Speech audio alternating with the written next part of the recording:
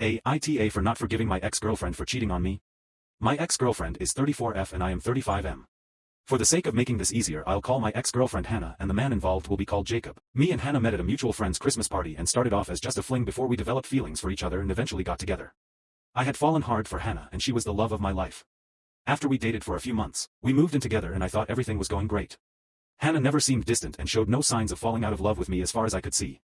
I had a lot of trust in Hannah, so I didn't mind when she would hang out with her male friends alone. I thought the feeling was mutual on her end as she had never complained about me spending time alone with female friends. This assumption of mine was incorrect. Nearly 3 years into my relationship with Hannah, my mutual friend who hosted the Christmas party where I met Hannah texted me telling me that his brother wanted to talk to me. This confused me as I have never met his brother and didn't see why he would need to talk to me. I was actually out ring shopping at this time because I was going to propose to Hannah on our 3rd-year anniversary. I reluctantly agreed to let his brother contact me and almost immediately after I gave permission, I got a text. He introduced himself to me as Jacob and told me he felt guilty, which is why he was contacting me. He told me that for the past 2 years, he had been hooking up with Hannah while I was away at work or visiting my parents out of town. Hannah would always refuse to come along to visit my parents and never gave me an explanation as to why, but I never saw it as anything suspicious and didn't push her to. After he told me all this, he sent me text messages between them and said we could meet up in person to see more proof as the proof he had was physical. In these text messages, Hannah spoke badly about me and would then immediately say she wanted satisfaction from a man who didn't cheat on her. Throughout my entire relationship with Hannah, I had never felt attracted to any other woman. In my eyes, she was perfect and all I needed. I would never have cheated on her. Jacob then told me he was going to meet with Hannah that night to hook up again, except he was okay with me being there to expose her. Apparently, he had at first believed Hannah's lies about me cheating on her as they were very descriptive and convincing. But after a while, Jacob had decided to do his own digging and contacted the woman she would claim I cheated on her with.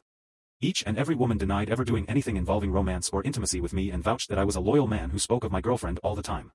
Like I said, she was the love of my life. I left the ring shop and ran to my car to drive over to Jacob's house. I wanted to see his physical proof first before I did anything rash. Sure enough, there was more proof. Hannah would have Jacob record their intimacy sessions and it made me sick to my stomach to see how many times she had done this behind my back. Some of these were even on the same nights where we would do it and that disgusted me. After seeing the proof, I knew I was going to go through with confronting Hannah for what she has done to me. Fast forward to that night, me and Jacob were practically brothers at this point and were ready for the showdown. I saw Hannah's car pull up outside of the living room window and my heart started beating like crazy. I was very anxious but very angry. I thought of all the nasty things I would say to her beforehand but decided it would be better if I remained calm. When Hannah was let in through the door by Jacob, the smile on her face quickly turned to a frown when she laid eyes on me patiently sitting on the couch. She looked horrified. I stood up from the couch and asked her what she was doing here. She then asked me the same question. She tried to act oblivious to what was happening and even tried to leave. I positioned myself in front of the door because I wasn't going to let her avoid what was going to happen. I told her Jacob had shown me proof of her cheating on me many times with him and that I wanted to know why she would betray me in such a way. Hannah then tried to say that I was the one constantly cheating on her and she was just evening out the score. I asked her what she was talking about and she said she knows I've been sleeping with most of my female friends when I hang out with them. I told her that she was completely wrong and I never loved anyone else other than her during our time together. She said she didn't believe me. At this point, we were just going back and forth and not getting anywhere, so I ended it by telling her we were done. She said she was glad and I let her leave. I stayed the night at Jacob's because he offered and came home the next morning to find all her belongings were out of the apartment. I didn't care. I was happy that it saved me the pain of having to see her. I spent the next couple weeks healing by going out with my friends and visiting my parents again to tell them what had happened. When I came back from visiting my parents, I got a text from Hannah's mother asking me if I would be willing to meet with her to talk about what happened. I told her I wasn't interested as Hannah likely told her an entirely different story, but turns out that this was not the case. Jacob had sent Hannah all the proof of the women denying hooking up with me and she had come to realize her mistake. Hannah wanted her mother to try and talk me into getting back together with her instead of trying to herself. I told her mother I was not interested in getting back together with Hannah and she told me she understood. Hannah, on the other hand, did not.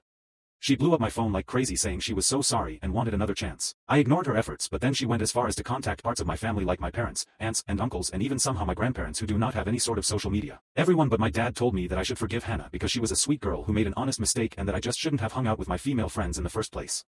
I ignored them as well. After a couple more days of all this nonsense, I get a call from Hannah's mother.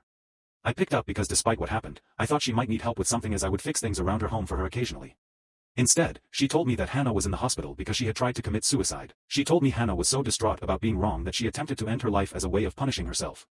Because of this, now even my dad had switched sides and told me that I should forgive her. I refused despite how much I was told I should. She broke my heart and I wasn't going to allow her to do it again. Now I am being called an a-hole because everyone believed she had learned her lesson and suffered enough. I told them all I will not be getting back together with her and now I'm seen as the bad guy. I still stand my ground on this and refuse to slip from it just because tried to kill herself to get sympathy points. Am I the a-hole?